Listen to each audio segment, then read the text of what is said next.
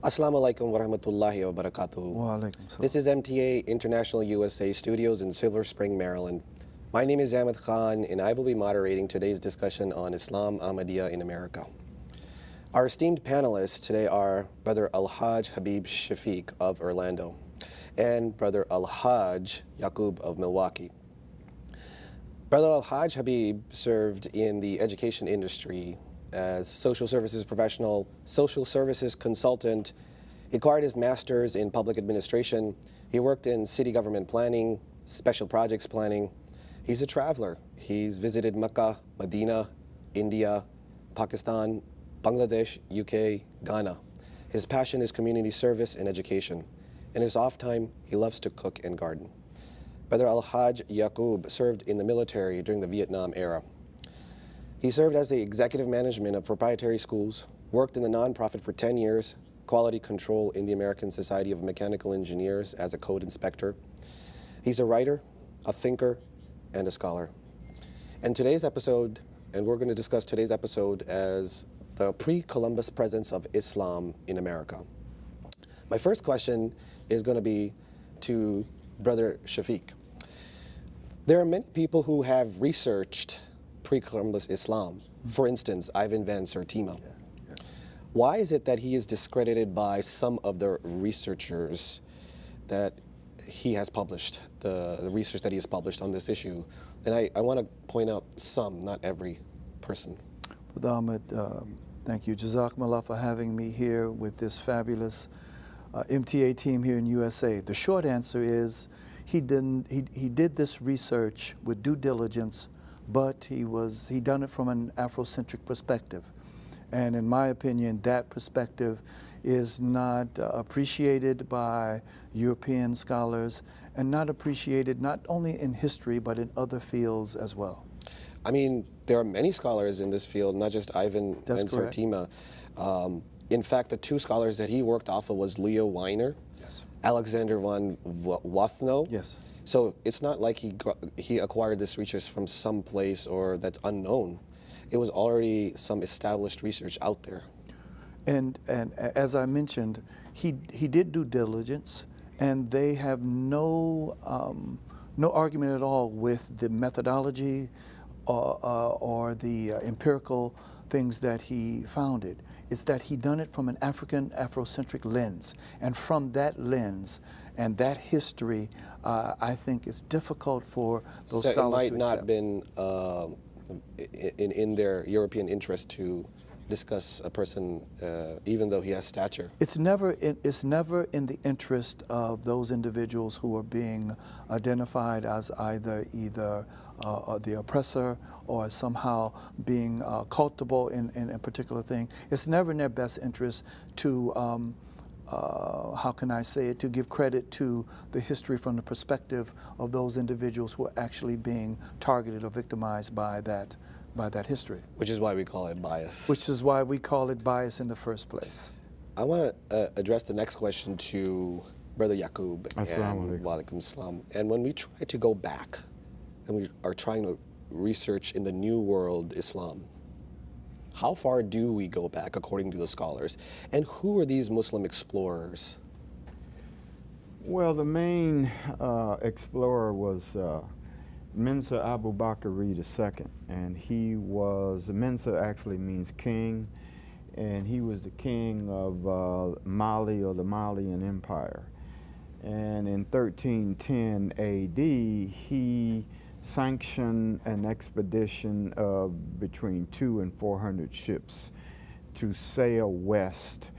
And those ships, out of those 200 or 400 ships, there was only one that came back. So mind you, even though the one that came back, this was almost like a one-way trip for most of the people who left for this expedition. Exactly.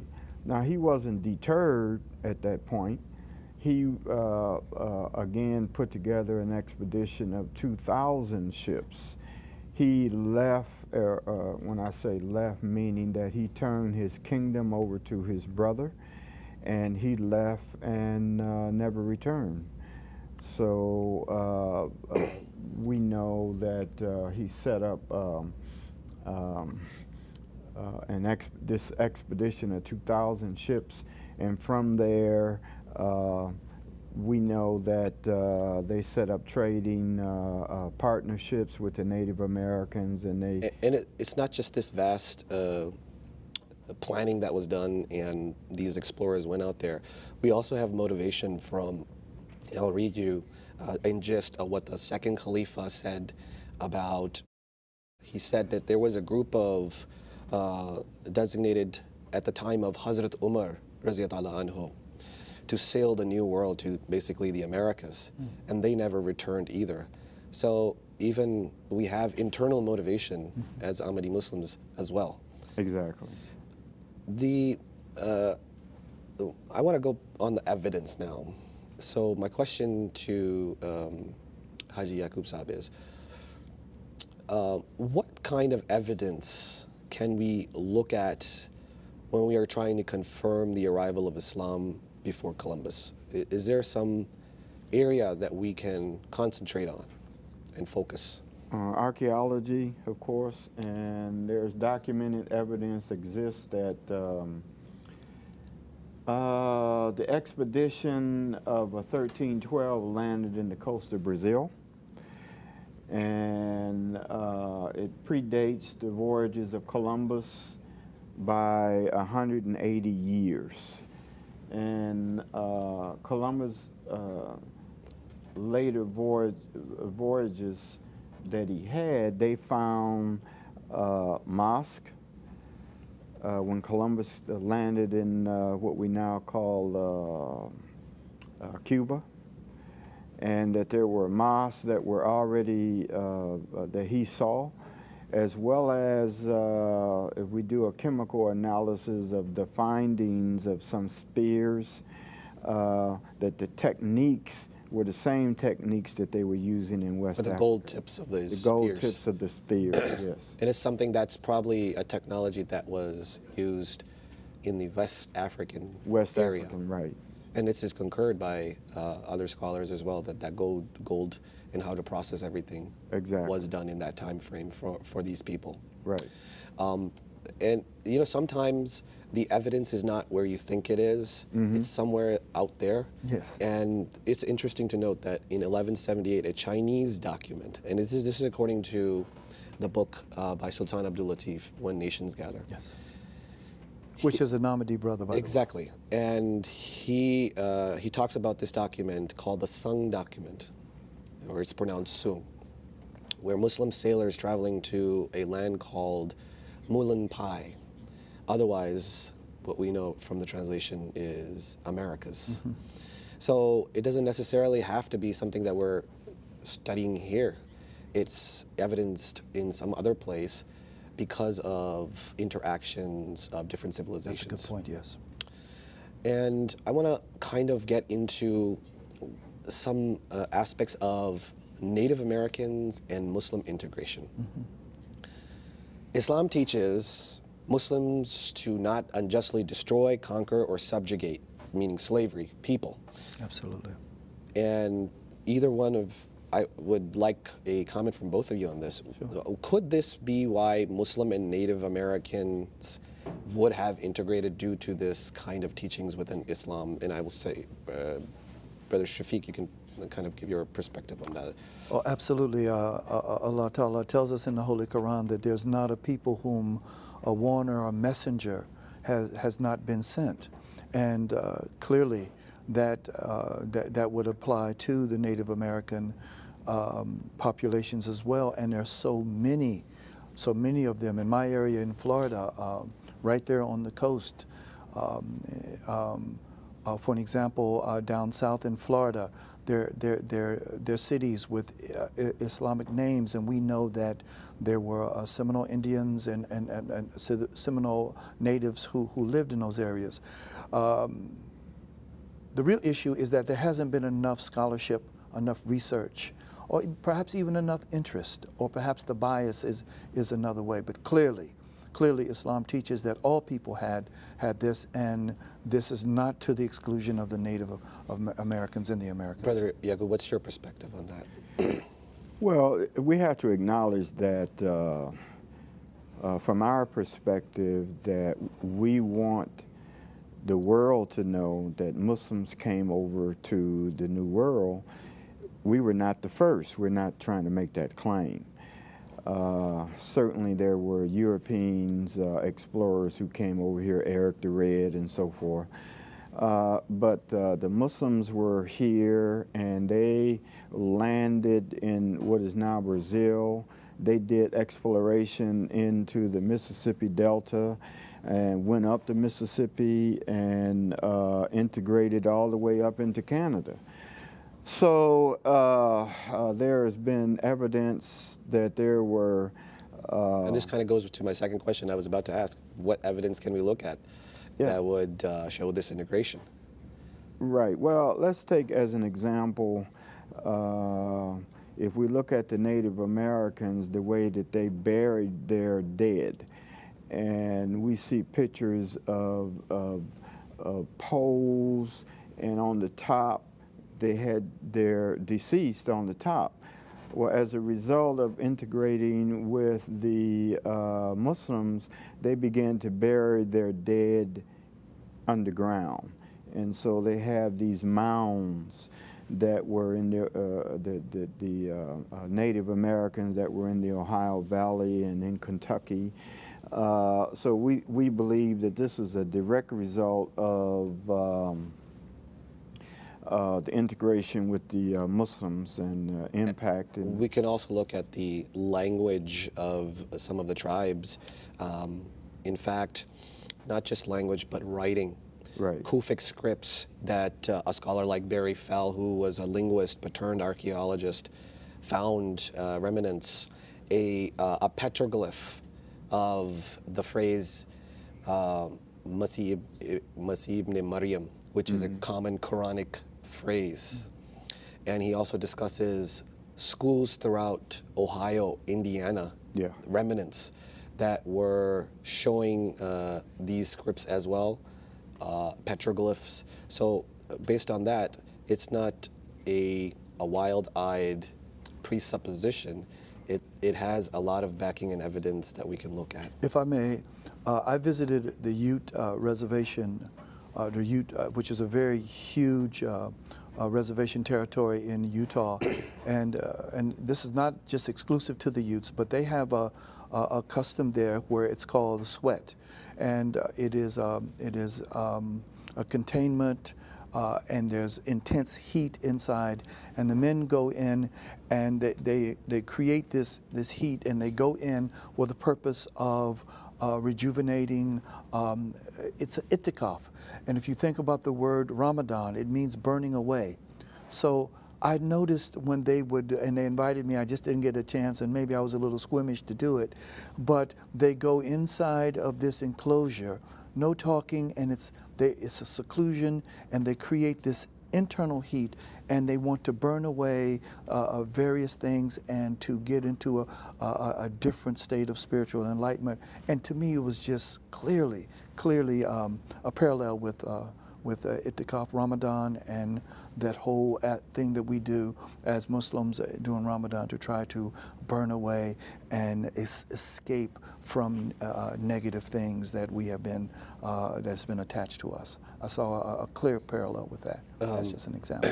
And following not just Islamic culture and script, but also prophecies that are usually discussed in Islam. For instance, a reformer that is going to come. Incan prophecies talk about a person called Pachacuti, and literally translation is transformer of the earth. Mm-hmm. And then the ghost dance movement was built on the entire idea that somebody was going to come in 1890. Mm-hmm. And they were waiting for that. Right. So, and not to mention what they were wearing was actually wearing with a crescent star, yes. And stars, which is a traditionally Islamic symbols. So it's more than just evidence that we could look on rocks or languages or culture. Yes. It's also in the prophecies that they were firmly believing in at the time. Yes. I want to go into specifically maybe discuss Columbus. Brother B, was he knowledgeable about Islam? First of all, Columbus, who was an Italian, was in Spain trying to get his expeditions financed. And we already know the history of the Moors in Spain. Clearly, he was very knowledgeable of Islam, but Islam not from just the standpoint of theology, but in Islam there contained a lot of things with respect to science, exploration.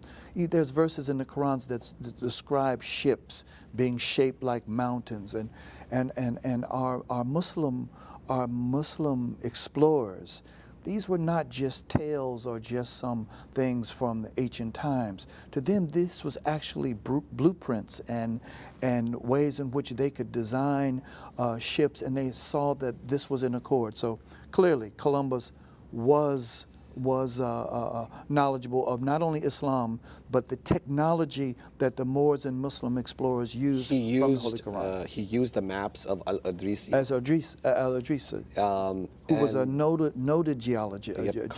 Yes. Geographer, cartographer, yes. And yes. and his accounts are also traced by European scholars. So it's no secret. This is a known fact. Absolutely. Brother Yaqub, was anything mentioned in his personal account by Columbus that you know of in discussing maybe engagements with Muslims or even just Muslim artifacts? Well, we know that they tell the story of Columbus sailing over here, and there were 3 ships, the Nina, Pinta, and the Santa Maria. And in that particular period of history, Muslims were leaving Spain. And in terms of Columbus's surrounded himself with technical people that were explorers. And so the captains of 2 of the ships were Muslims.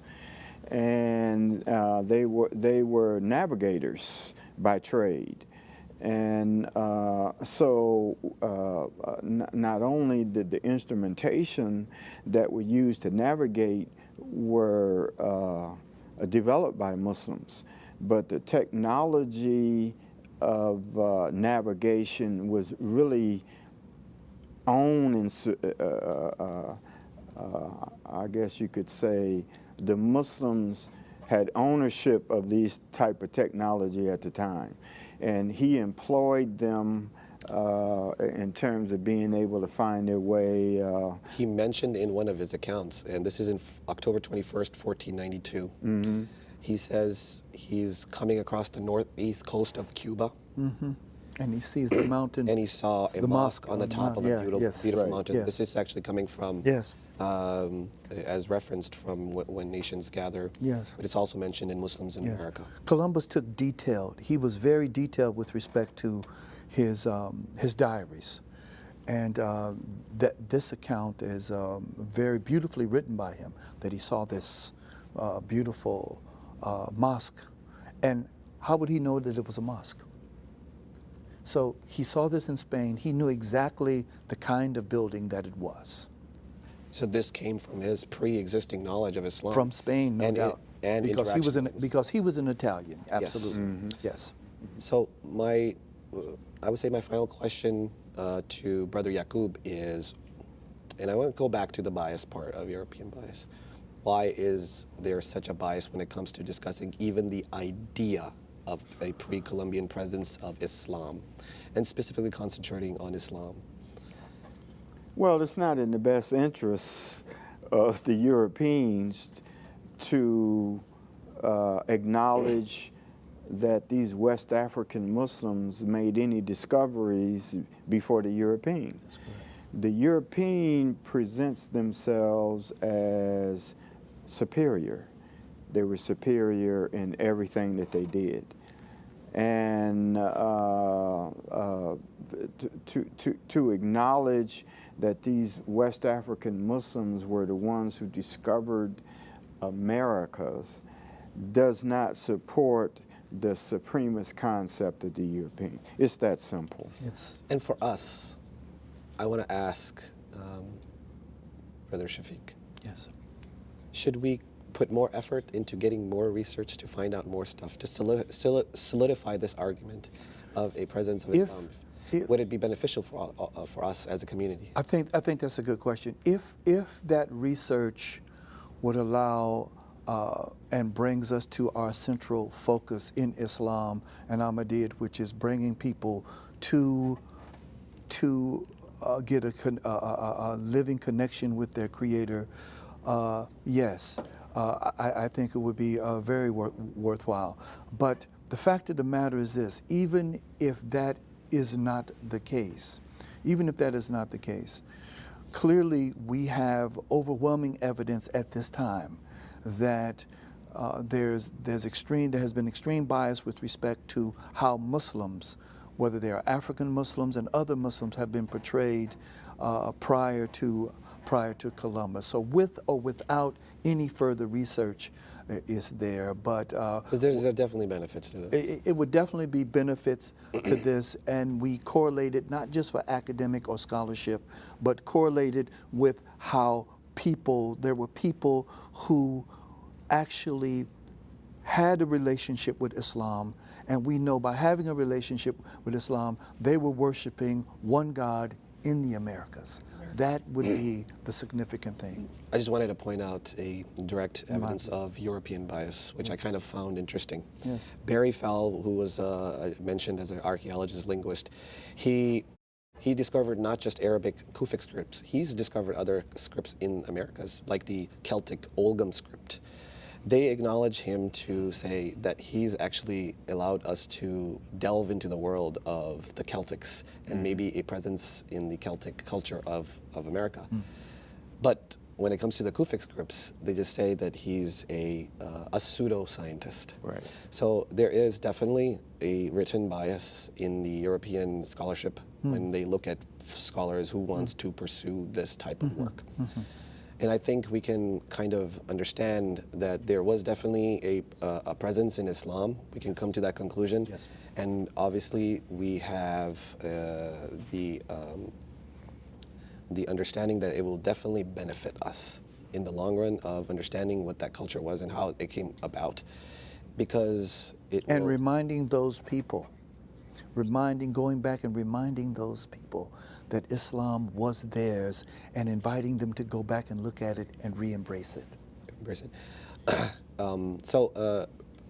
In all of this, Brother Yaqub, what's your perspective in talking about this subject with your scholarship and everything? Could you kind of give a brief outline of where are we at now and where we should go in the future? Well, if you look at the African Americans, it certainly suggests that there was life before slavery. African Americans have a tendency to begin their life as if that life began with them landing on the East Coast and they started life as slaves.